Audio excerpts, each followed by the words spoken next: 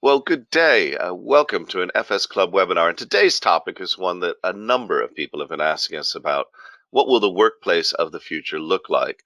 And today we're lucky to have Victoria Ward and Dr. Caitlin McDonald here to talk about us. And I love the title, Being Remotely Human, Reconfiguring the Collaborative Workspace for the Pandemic and Beyond. And one of the exciting things about this is going to be exploring not just conceptual thoughts or ideas, but both of our presenters today have done extremely deep research, published research on the future of workplaces that they're going to share.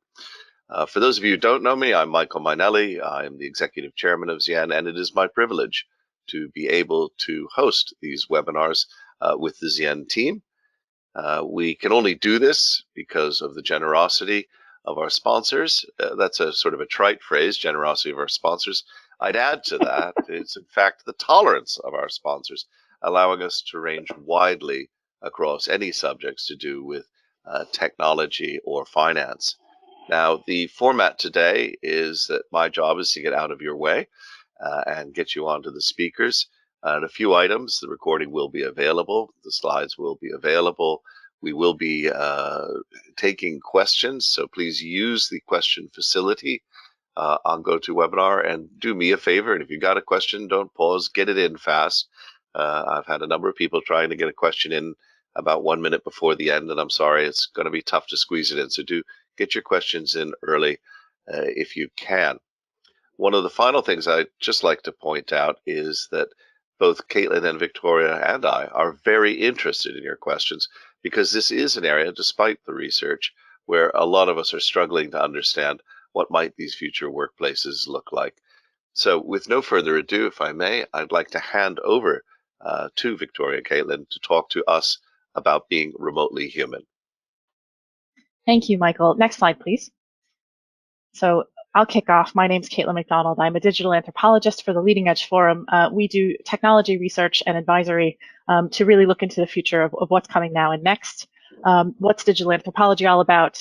We really are thinking about how technology is impacting all areas of our lives. I've done extensive research with digital communities, both here at the LEF and previously in my job where I was working for one of the largest teacher networks in the world. And I'll hand over to Victoria to give a brief introduction as well.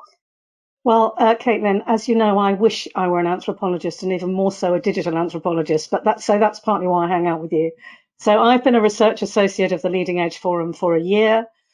However, you can wind back a long way and say that my involvement with how collaboration works and how virtual works goes almost back to 1981, 1982, when I was in exchange traded derivatives, wind forward to operational risk and knowledge management in late 97. So that's really what I bring is knowledge management, storytelling, a lot of work around communities of practice, and some quite intense collaboration projects with the World Health Organization around 2010. So I joined forces with Caitlin to bring that side of things when we're thinking together about being remotely human and how collaboration works. I think that's all I need to say, isn't it? Indeed. Next slide, please. Yeah. So today we're going to talk about some research that we actually started doing last year in 2019. And of course, we had no idea how relevant it was going to become. We knew that it was going to become relevant because the research was really all about how digital technologies were impacting the way that people were able to collaborate, and that was creating a kind of more distributed way of working. But of course, now with a kind of enforced stay-at-home situation, all of the technologies that we talked about are really rapidly accelerating in terms of how people are connecting and collaborating with each other. But what we really want to focus on today is some of the techniques that you can use both right now when people are experiencing something that is completely unprecedented in our times. Globally, everyone is working from home, or some people are actually starting to return to the office. But there is still so much external pressure and stress coming at us from the outside. So there are some behaviors that we'd like to talk about and skills that we'd like to talk about, which you can use to help with those things, both with your digital technology, but also just with learning how to manage the working environment that is around you and also is within you. Because when we talk about the workspace, we also mean our own mental space and stepping into that, one another's mental working spaces in order to collaborate. So the three areas that we're going to cover today, and one thing I want to make clear is that the pictures that you can see on the cover of the report there, as well as all the ones that we're going to be using in today's research, are actually from the research that we did. So we did almost a year of research interviewing experts, conducting actual ethnographies in companies, and receiving information from people who are working all around the world in many different industries. So all the images that you'll see are from that, directly from our correspondents, our research participants. And we've also, of course, been collecting new data as we all go through this period on exactly how this is impacting people in different ways now. So the three areas we're going to cover are signals, looking at what kinds of intentions you want to set in terms of behavior and how you make sure that you're creating the right conditions for success. Also, how the actual equipment that you're using can either help or hinder your communication. Secondly, serendipity. So how do you create those micro moments of connection that you used to have when you're in the office and perhaps are more challenging, especially for teams that aren't used to working online together? And in order to do that, you need to build some beacons so people know where to gather. And thirdly, of course, safety. And by this, we mostly mean psychological safety. So creating time for yourself, inviting others to collaborate when you want to and when you need to, and negotiating the conditions for psychological safety and success. So next slide, please. So we're going to start with the idea of signals. And what we really mean by that is when you think about a working environment or any environment that you have where there are multiple people, you're sending out signals all the time about the kind of behavior that you want to happen in that space. And in this particular space, you can see that A, they were really prescient in this office because they still had some hand sanitizer. And B, what was happening is that everyone's kind of glasses of water were collecting on the desk. So by the end of the day, it looked like this, and there were no clean glasses in the kitchen, and it just kind of all was collecting there in a mess. So when you think about the kind of signals that you're sending out in your office in the way that it's designed, you need to think about how do people behave in that so that they either do things like returning their glasses to the kitchen, or what's the kind of the norm, the precedent in that particular situation.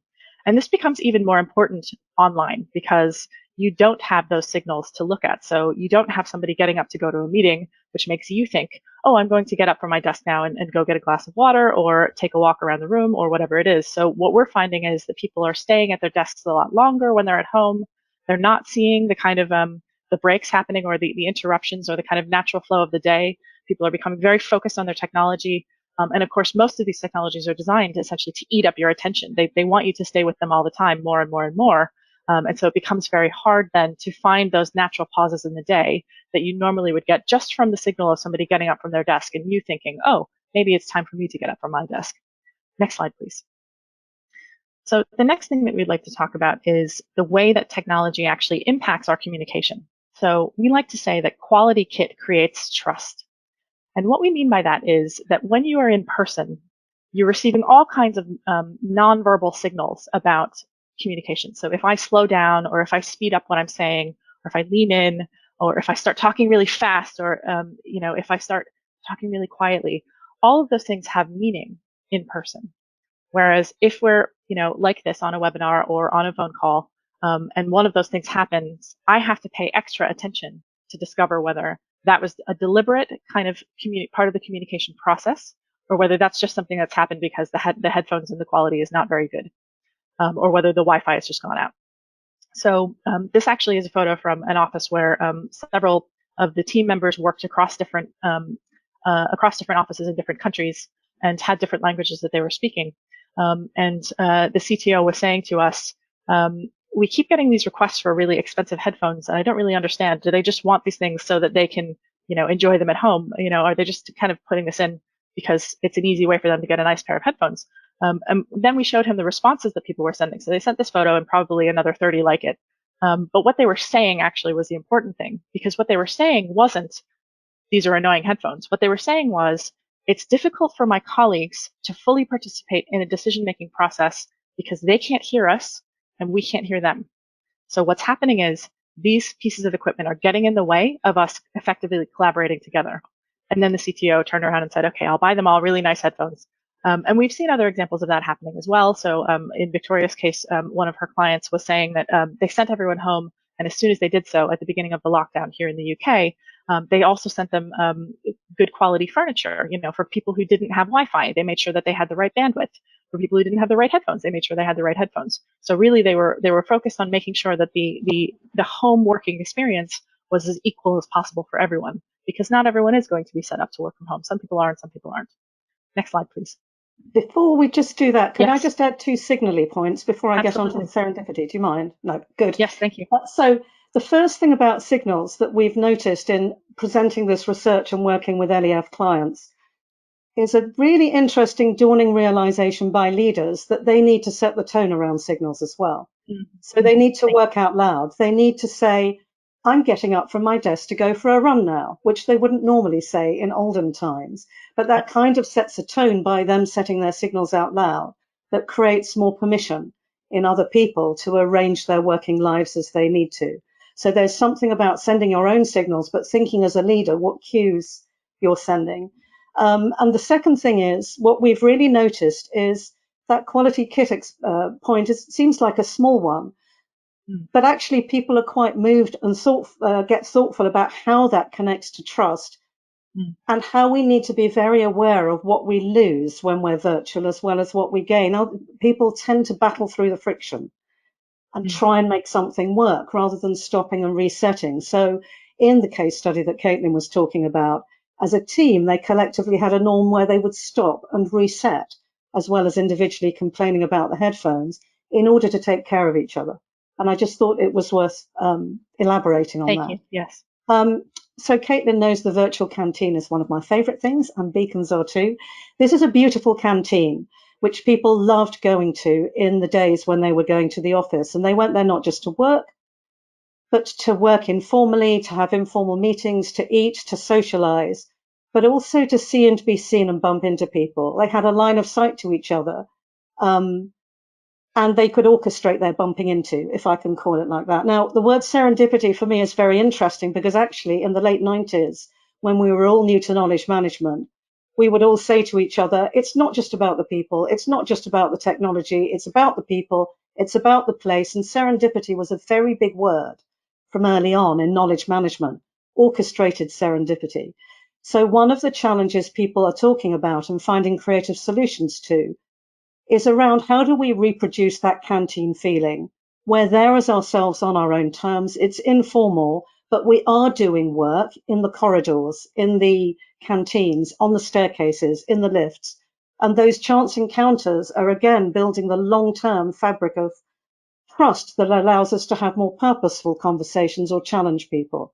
So people have got quizzes, as you know. I'm sure you've all been part of virtual quarantine evenings with your cocktails and the kids in the garden or whatever. There are WhatsApp groups are creating a more informal canteen, virtual coffees. People have been incredibly creative about this and also creative in some lateral thinking. So one of the virtual canteen things we really like is people thinking about new soundscapes together. Let's have a playlist for the team because that marries our informal and our formal connection, creates a sort of different kind of rootedness. So but that needs work. So it becomes a kind of structured serendipity when you're doing it in virtual spaces, where it could just be you hanging out with people and timing it when you went to the canteen. I think that's all I'll say on that one. The second one on beacons is interesting because we do. Could I have the next slide, please? Sorry. Oh, Michael told us not to say please. Next slide. Next slide. Siri. Serendipity. So this thing about building beacons, one of our case studies, the whiteboards were the gathering point with a very traveling workforce. And it created this beacon, this magnetization. You knew what to do. You arrived. People could pass and join in. And it was very much part of their culture to enjoy this. Now, building beacons in a virtual setting might seem a bit daunting in a way, but in fact, what we're noticing is incredible creativity in marrying together things like, say, Zoom and liberating structures, which are lovely little rituals, microstructures, and tools like Miro and Mural to create this structured serendipity where you can get the work done. But interestingly, what virtual is offering that we think might go back to the physical, the virtual work can stay there and the work in between meetings can be as important as the work between meetings. So the opportunities we have to rethink how beacons work by exploring in virtual settings and what we want to take back to the workplace, we think is one of the most interesting things we've seen happening. And as a sideline to that, I know that you would like to mention rituals first, Caitlin, but I'm getting in there. I'm not the anthropologist, but I'm saying it anyway. Rituals, this bursting out of microstructures and rituals that help people host the spaces in which these virtual beacons happen is really interesting. The speed and energy of the Slack channel that people in liberating structures is extraordinary. It's not the only kinds of rituals, but just playing with that in a way that we're having to make explicit virtually raises all sorts of future possibility for the physical workplace. So yeah, I think I can build on that as well. Yeah. So on that point of beacons and structure, in the absence of physical structures, these kind of virtual structures, these kinds of ritualistic structures become increasingly important. So you're essentially creating the structure that you want online, not through the technology itself, but through the use of time and through the use of shared understanding and shared use of time. So it's actually, you're essentially creating that enabling constraint, that enabling structure, the scaffold on which you want the team to grow, not through the physical environment, but through a virtual environment. And that's really important. Next slide, please. So the last area that we want to focus on is safety, in particular psychological safety. So of course, we've all heard from many different areas about physical safety and what that means and what that might look like in terms of the future physical office. But another important aspect of making people feel like they can work in a way that is free and unconstrained is to provide an environment that is psychologically safe. And one of the ways of doing this is to think about how you as an individual use your focus time and how you as a leader signal to people what is appropriate about their focus time. And something that we hear a lot, and in fact, one of the things that the Leesman Index survey says about people's working time is that they self-evaluate their own work based on the work that they do individually in their focus time. So people don't typically perceive meetings or answering emails as being work, even though, of course, those things are work. But really, it's only that they evaluate their work based on what they get done themselves in a period of time where they're not interrupted by things. And the trick of it, of course, is that organizations also do this. They tell you that they want you to work more collaboratively, but in fact, when you get to the assessment side of things, most of the assessment is done on the work that you get done in your kind of personal working time. So there's some misaligned incentives there. But in essence, what we really were hearing from people, even before all of this started, although I would say it's really increased now, is that they didn't feel in control of their time. So almost every single organization that we worked with said that the first thing that they did when they woke up in the morning or when they got to the office was that they checked their email or they checked that the Wi-Fi was working so that they could check their email. And of course, then their entire day is just immediately responding to things, so it feels like you're just being barraged by communication and you're reacting and reacting and reacting to that. And certainly for myself and many other people that I've spoken to, the amount of communication that I had electronically from brands or from my colleagues or from my friends electronically, the calls on my time became amplified massively as soon as we went into the stay-at-home order. And the surprising thing, I think, was how many organizations who I hadn't shopped with perhaps in 3 or 4 years getting in touch with me to tell me that everything was fine. And I was like, I didn't really need to know that. So sometimes these signals can go well and sometimes they can go badly. But in essence, what we're talking about here is how do you get over that sense of being overwhelmed by a constant barrage of things that are coming your way?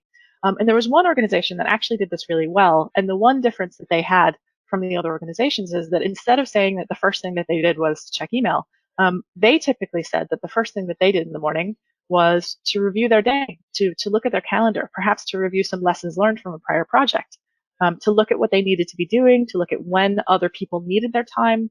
And just that moment of reflection, that moment of pause allowed them to set things up in a different way.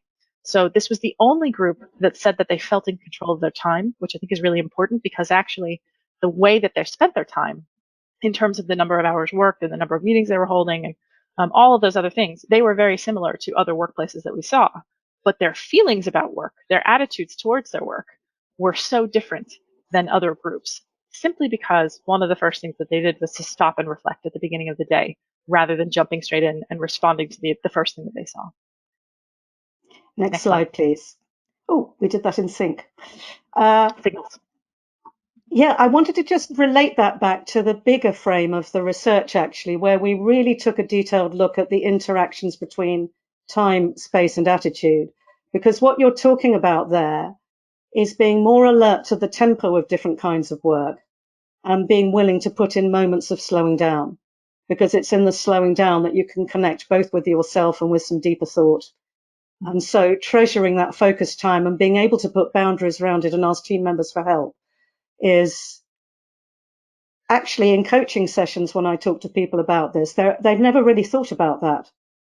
They've never thought about setting an intention around when are my do not interrupt times. They have, or put dark time in their diary and then it gets worked out. But actually setting an intention around that and protecting it in order to be able to do the other work is hard to do right now, but feels more important than ever with all of this clamour and claims on your time. So the last main point we wanted to make here about psychological safety was not that everybody should get cuddly toys, although they are indeed very helpful from time to time at the desk. But we chose this picture because it's something about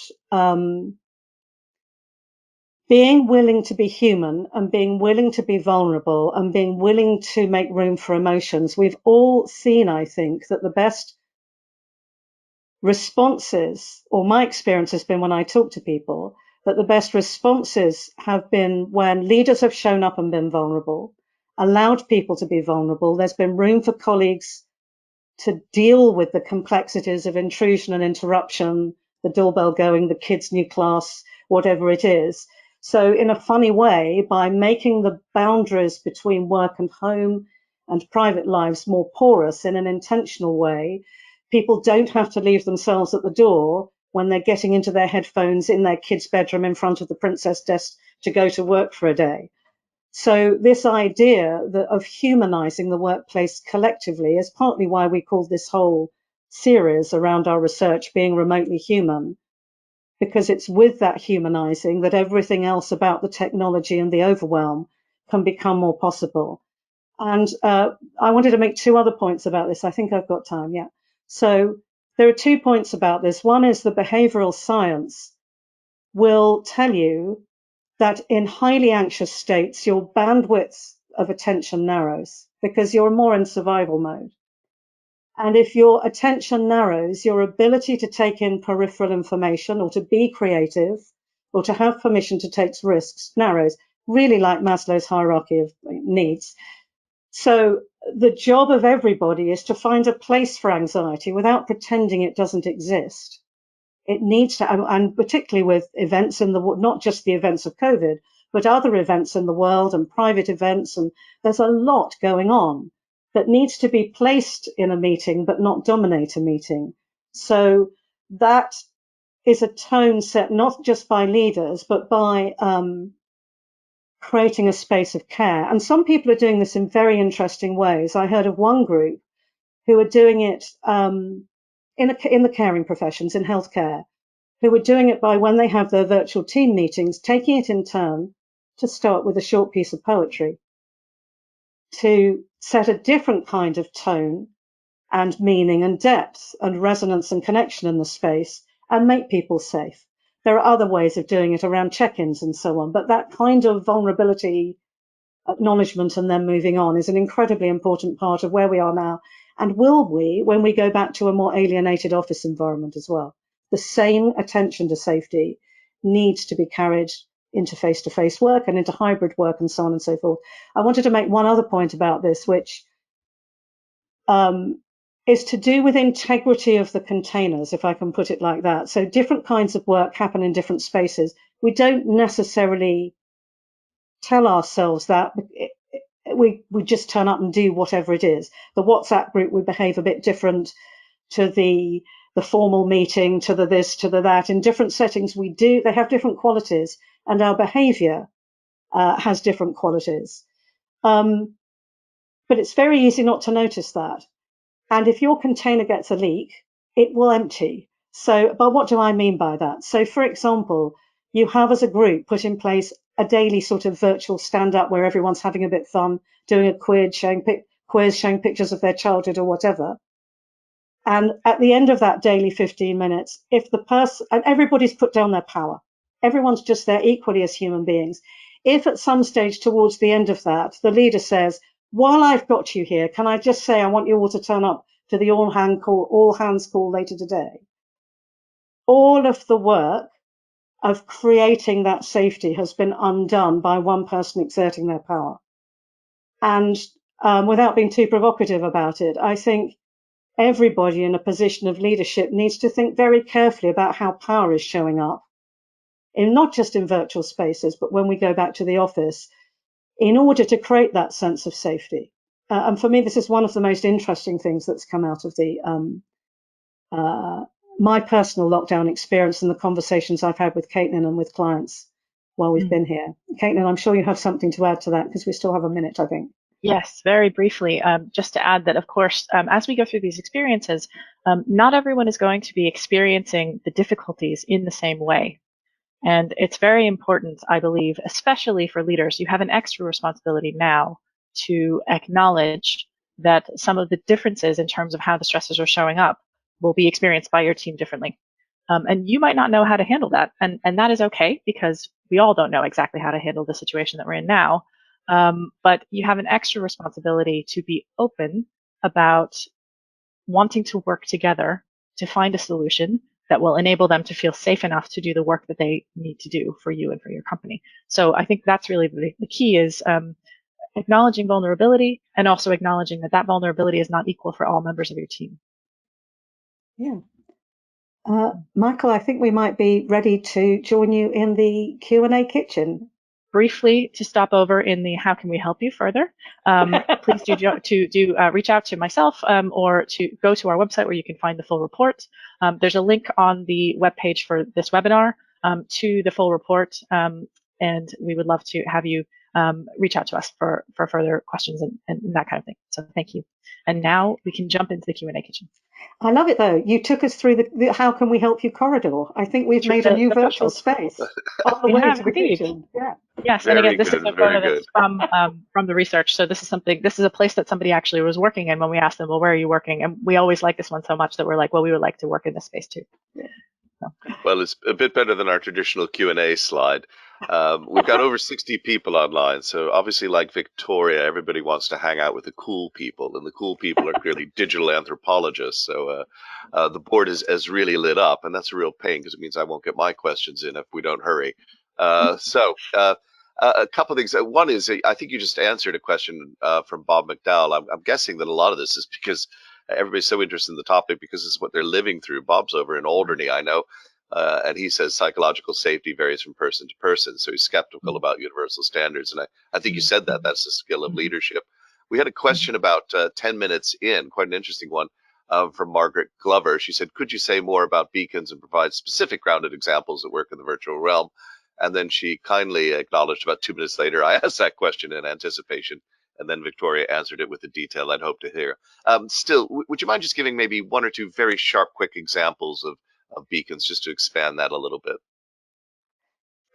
Okay, I can give a very specific example from a group I've been working with, led by a very talented woman called Kaz McGrath at Starling in Australia. So there have been about 20 of us over 6 weeks going through a process of really exploring in depth what virtual spaces need to be and how to facilitate them. And what we have is we have a 2-hour Zoom meeting and use liberating structures.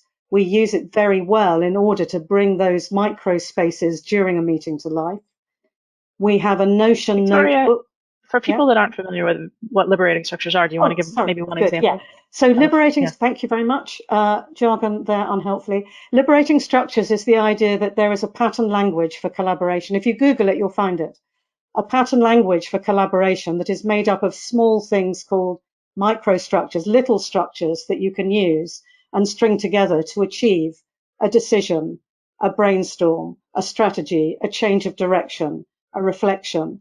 They're not the whole story, but it's almost like a little kind of set of things that you can string together to create flow and dynamics and direction and challenge and reflection through a virtual setting. So it's really taken off as an idea to combine with Zoom.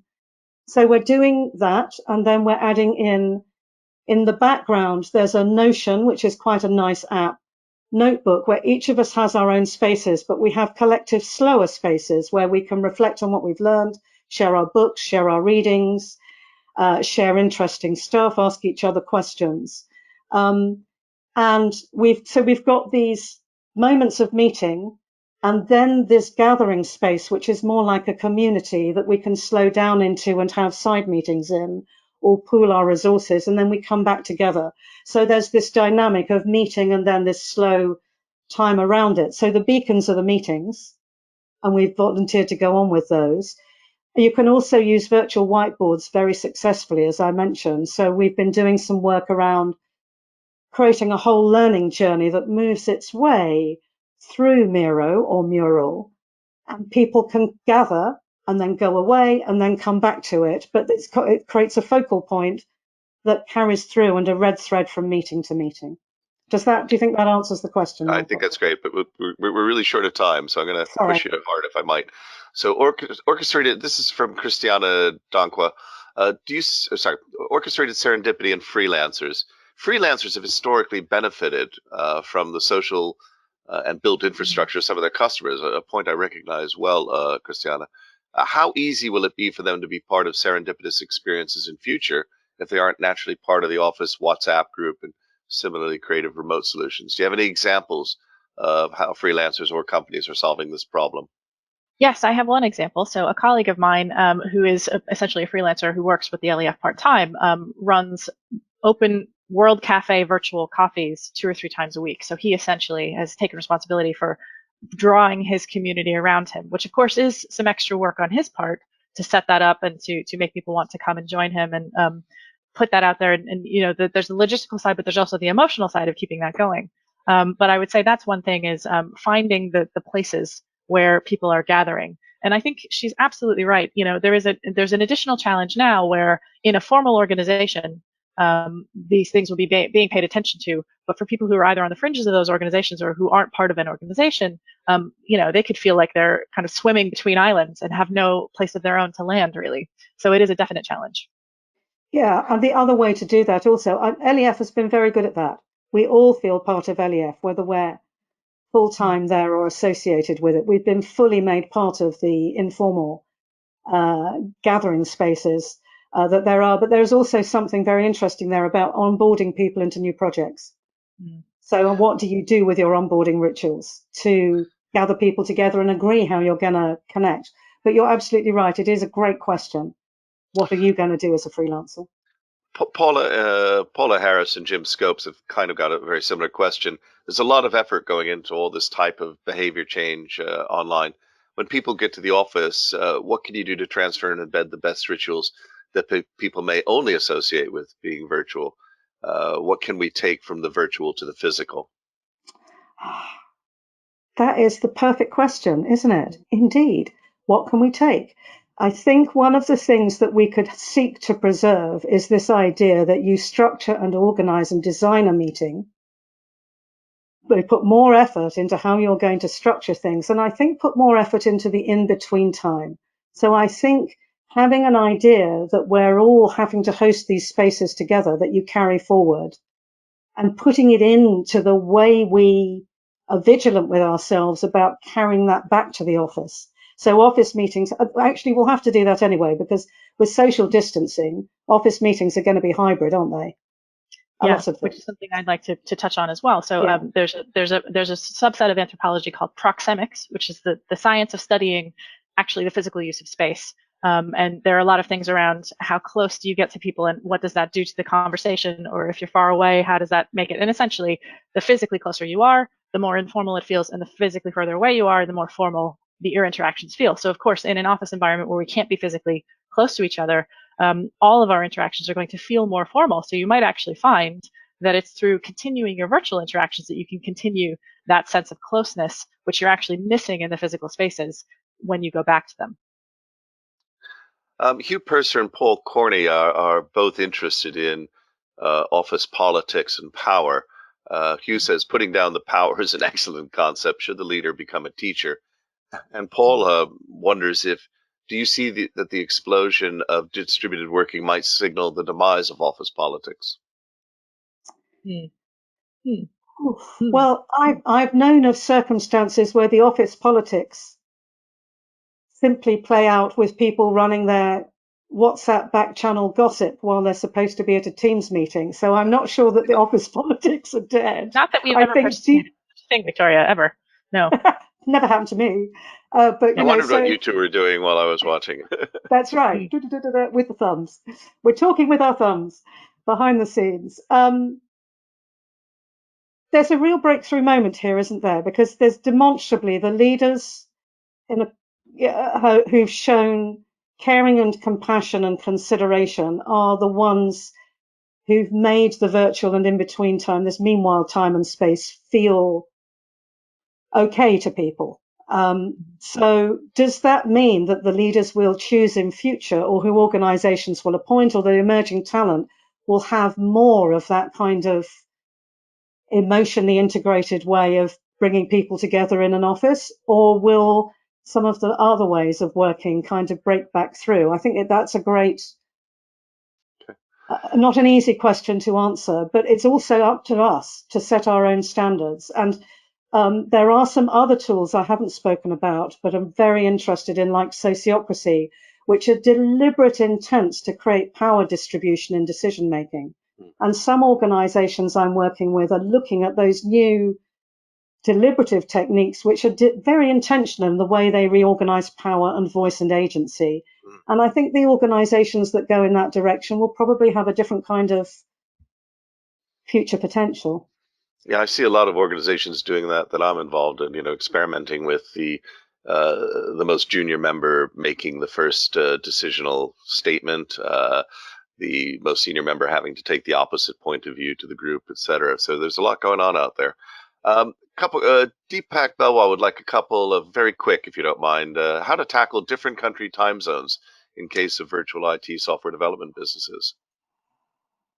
I will pick that one up, Victoria. So I would say that actually the lead in this would be looking at how open source software development has already handled some of these problems. So in their case, they've become very, very good at embedding structures which are enable people to work asynchronously. But there's always a synchronous time. So there's a very important thing around getting everyone together.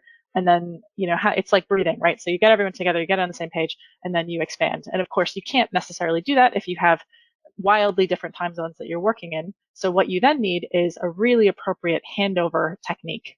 So you have to think about the documentation that you're using has to be really spot on. You have to be really clear about what the decision-making processes are, when you get to have input, who gets to have input, how you go back around if a decision hasn't been arrived on. So structure becomes even more important when you're dealing with time zone differences than it does just with dealing with spatial differences. And to add to that, having the spaces in which you pause and reflect on what is and isn't working, where everybody's in that reflection together and adjusting it, means that there is this kind of dynamic of evolving it as you go. And people, again, this comes back to psychological safety. Can I say I can't get up at 3 a.m. anymore? So it comes back to that. As long as we're on technology, a lot of questions here. I'm going to try and Bob McDowell's talking about quality kits, fine, but the software. But I think he goes on with a second remark, which is quite interesting. What are the challenges of competitive technology and software? And by this, I'm reading into it. We're all experimenting with things, but some of these are going to have to die. Some of them are going to have to live. And each one of them requires an investment in time and resource. And their success is to some degree dependent upon a network effect of everybody investing the time to get it up to critical mass and working. Do you have any guidelines for managers who are trying to decide, should I be exploring Teams, Blue Jeans, Zoom, House Party, Workplace? I've got all this stuff to do, but if I spread it too thin, they'll all be a failure. If I focus on one, am I being too lazy and not experimental enough? So my answer to that would be, if you look at the way that organizations communicate across themselves, they default to the lowest common denominator. So when you're dealing with somebody outside of your organization, almost all the time you're doing phone calls or email, right? We might be doing video calls, but most of the time you can reliably rely on the fact that they'll have an email address and you can reach them that way. So if you kind of think of technology development as being a scale of novelty to established, completely everywhere, industrialized, it really depends, I think, on your appetite for risk. So if you want to be right up there with the people who are trying out House Party, good for you. You have to be in a space where that feels comfortable. If you're like, I just want to make sure everybody can be in touch with each other, then look at what you're seeing in the way that other companies that you know of are using, or look at what's happening in the press. And if you just want it to be, I know for certain that everyone will be able to receive this message. Email is definitely there, right? So I think that's it. Is your appetite for risk. Well, here's a good one to throw to you. Hugh Purser is quite curious. He likes his go-to-webinar format, but he also likes Zoom. How are you finding this experience, and how would you contrast them? I think for me, the experience of dealing with these technologies is rarely about the technology itself, right? So for me, it's 6 of one, half dozen the other. I would have been happy to do this in Zoom or here or in one of 6 other formats that we tried. What the really important thing is thinking about the way that you want to interact with the people who are on the other side of, the other side of the fence, as it were, right? And if some of that is down to the affordances that you have specifically from the technology that you're using. But oftentimes it's more about the behaviors that you put in place. So of course we have you, Michael, moderating and allowing us to know what's happening on the other side of the fence, which is exactly how we would, as presenters, experience this in Zoom or in other formats that we've used. But there are other reasons, Michael, why you've chosen this specific platform, and perhaps you can speak to that. Yeah, very, very true. And the Zoom experience, I think we're going to see a plethora of different technologies with probably 1 or 2 in each category. I see this as a particular category yet to be named. Mm-hmm. I think a Zoom meeting is a different thing, et cetera. So we've got types of webinars, types of group meetings, types of individual meetings, types of serendipitous locations. I think it's going to be fascinating. I think most organizations shouldn't be thinking about the technology they're going to use. They should be thinking about categorizing them. But that's me. Which dream. Yeah. Now, Bob comes in. I think it's something about the sea air in Alderney during puffin season. Anthropologists have historically relied on analysis and observation of physical and human behavior. What are you going to do in digital anthropology? Amazing question. So I can jump in. Hold on, let me just prepare myself. So there are a number of different techniques. Yes, we usually rely on direct observation, but there are now formats emerging that are typically called something like digital ethnography, which in essence is a little bit more like a traditional diary study. So in essence, what you want is people to send you information about what's happening in their lives. So that might be semi-structured. So you might send them some prompts during the day to say what's happening around you, take a picture, or do a walk through your neighborhood to places that are important to you, or draw me a map of where you go every day for the next 5 days. Or whatever it might be. So again, it's about providing them with a little more structure. But also we do things like network analysis, for example. So I've done quite extensive network analysis to look at the connections between communities and how healthy those are or dispersed those are. What's another technique that we use in digital anthropology? I could go on about this all day. You have all the traditional things like interviews, etc. So basically, it's all the same stuff with some additional digital things that allow you to do slightly different ways of processing and more data. So things like data around social network analysis, you can marry the human side of anthropology with the big data available to you where you can look at patterns in different ways. Yeah, I don't have to be manually collecting information on like knocking on doors and collecting information on a whole community and then drawing it down. I can just send out a survey and then it all comes back and I process away in R or Stata or whatever. So. Well, the board is still lit up, but I think I'm going to try and squeeze 2 more questions in because they're quite pointed. Graham Elliott isn't the home working vision that you've got, not you personally, based on middle class assumptions as to the home environment. How well can it apply to young and less affluent workers whose home situation is not suitable? Yeah, this is a huge. Or people who can't work from home at all because their jobs require them to be in a specific place. And absolutely, this is a huge thing. Send me a 25-pound headset, but actually send me 500 extra square feet of working space at home. Yeah.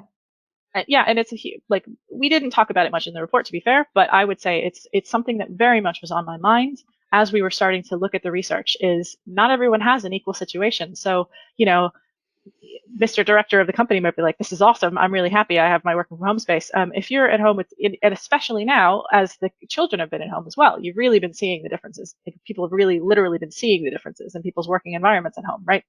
So you might have noisy roommates or really inconsiderate folks, or what do you do about private? If I work in a house that's shared with 4 other people who work in different companies, what are the privacy risks there for my company, but also for myself?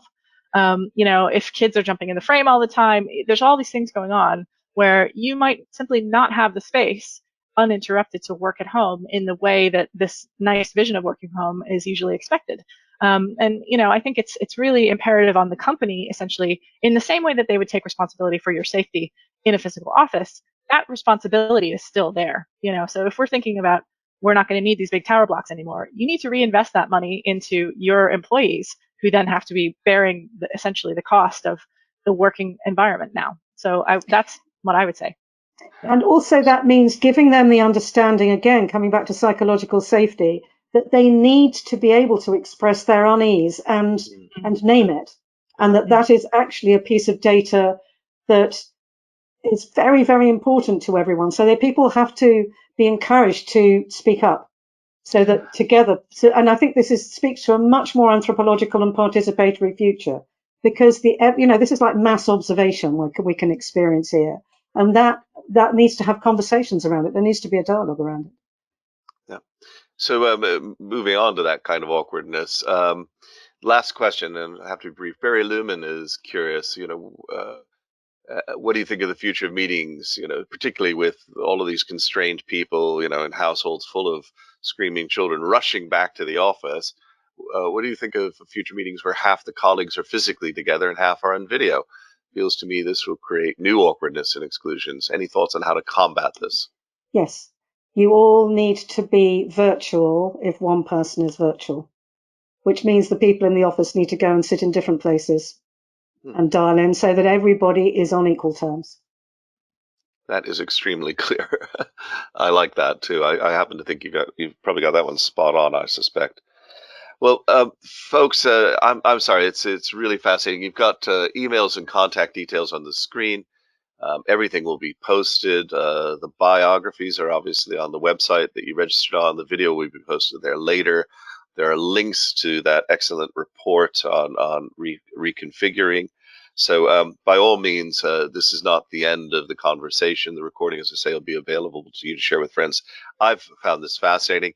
In some of our pre-discussions, we've had some interesting thoughts about, are there sort of paradigmical groups of technologies, but also paradigmical groups of behaviors? So will we have sort of 4 categories of worker, and category A is primary email initial contact, followed by text and SMS or WhatsApp or what have you?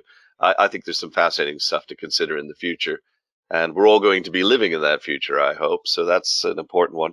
I also wish we had more time. I think there are things to chat about, for example, on punctuality. I've noticed punctuality going up high because people get really, really annoyed sitting around for 4 or 5 minutes waiting for you online, which in an office space is sort of seen to be not so bad. And outside of the city of London, I've certainly seen people seeing 20 or 30 minutes as usual, a typical civil servant sort of turning up 15 minutes late with their cup of coffee, which seems to be many of those meetings. And finally, as I've noticed today, much more expressive about gestures, because we're trying to convey a lot of emotion through a very narrow bandwidth tunnel. So lots more we could chat about. And I wish, well, in fact, I hope you would like to come back on and share further thoughts as your research continues. But before I thank you, I need to thank our sponsors. I hope that many of them who are involved in technology and finance, which are 2 of our biggest areas for FS Club, have found today useful, and hopefully you've gone away with a couple of ideas. I've gone away with a few that I hope, and I have now figured out my Christmas present for my staff, so I'm feeling good. So all of you, thanks for your help and support. We hope to keep up the variety and interesting webinars. And as you'd expect, everything is on the web. But next week we do have a number of webinars. Just pick the first 3. Paul Taffender is going to be chatting about the purpose of financial services, purpose lost, purpose regained, with some pretty scathing pointers about our complacency.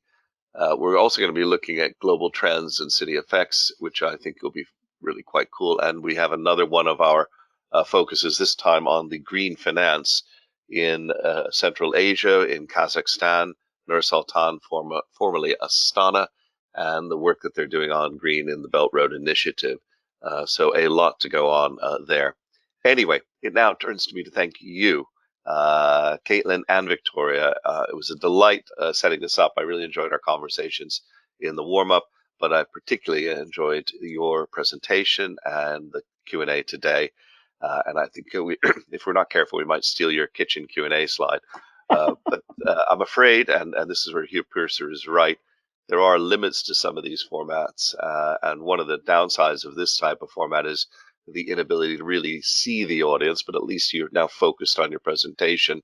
And I, therefore, it falls to me to thank you in the usual way on behalf of all of us. So applause to you. Thank you. I hope we come up with a better signal and beacon for that type of thanks, because it is, I can tell from the audience, fulsome. Anyway, it falls to me to close things down for everyone, but I'd like to say thanks to all for a wonderful start to a Friday morning. Thank Thank you, you so much, Michael. Michael.